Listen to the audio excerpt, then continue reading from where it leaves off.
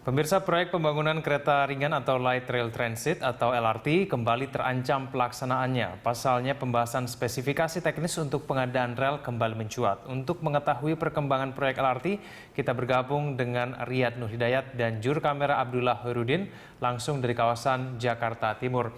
Ya Riyad, bagaimana perkembangan proyek LRT ini? Ya baik Kevin Egan, adapun proyek dari perkembangan LRT hingga saat ini adalah di mana pembangunan tiang pancang atau pondasi dari rute Cawang Cibubur sudah mulai ditancapkan atau sudah mulai berdiri. Di belakang saya tepat beberapa tiang pancang atau pondasi terus dilakukan oleh pihak Adikarya. Kemudian pemerintah DKI Jakarta menargetkan bulan Juni 2016 proyek kereta ringan bisa segera dimulai. Gubernur DKI Jakarta Basuki Cahayapurnama mengatakan rencana pembangunan proyek LRT tersebut akan dimulai pada Kelapa Gading, mulai dari deponya di Pegangsaan. Namun pembangunan moda transportasi berbasis rel ini milik DKI Jakarta bakal ditunda. Proyek pengganti monorail tersebut ditunda sampai proyek Mass Rapid Transit atau MRT segera dilakukan. Gubernur Ahok mengatakan tulang punggung transportasi DKI nantinya adalah MRT. Untuk menyelesaikan MRT terlebih dahulu dibutuhkan membangun 6 ruas tol dalam kota, khususnya Semanan Sunter dan Sunter Pulau Gebang. Koridor LRT Pulau Kelapa Gading Kebayoran Lama yang direncanakan akan dibangun pada Januari 2016 ditunda lantaran 9 stasiunnya harus berhimpitan dengan MRT. Ahok membantah bila pembangunan LRT untuk Asian Games dilakukan atau dilakukan. Selain itu, pemerintah pusat dan pemerintah Provinsi DKI Jakarta sepakat tentang tipe rel dari MRT tersebut dibangun di DKI Jakarta menggunakan standar gauge pilihan Gubernur DKI Jakarta Basuki Cahayapurnama. Pemerintah pusat dalam hal ini Kementerian Perhubungan akan membangun rel kereta api di luar DKI Jakarta.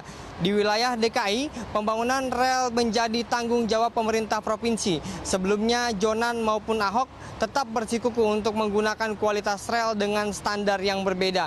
Kedua belah pihak pun sama-sama mengklaim dapat menghemat anggaran dengan usulan yang diberikan. Namun, melalui Menteri Koordinator Bidang Perekonomian Darmin Nasution, akhirnya diputuskan usulan Ahok yang dapat diterima untuk membangun LRT. Demikian Egan, laporan kami terkait dengan pembangunan dari LRT, khususnya rute Cawang Cibubur. Kevin Egan.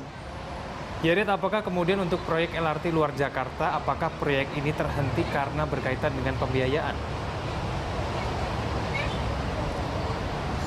Ya baik, untuk LRT rute luar DKI Jakarta memang mengalami kendala pembiayaan di mana penyelesaian proyek moda transportasi massal ini terancam terhenti. Pemerintah pusat telah menyatakan mundur dari proyek pembangunan.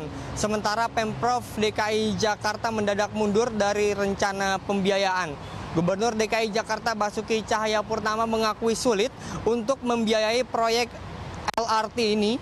Pemerintah provinsi harus mengeluarkan setidaknya uang 23 triliun rupiah untuk membiayai jalur LRT di kawasan luar Jakarta.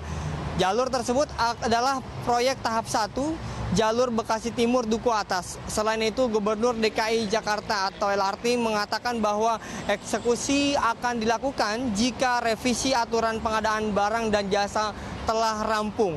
Apabila revisi peraturan pemerintah nomor 4 tahun 2015 tentang pengadaan barang dan jasa tidak segera rampung, maka Ahok meyakini pembangunan LRT pun akan berpotensi mundur.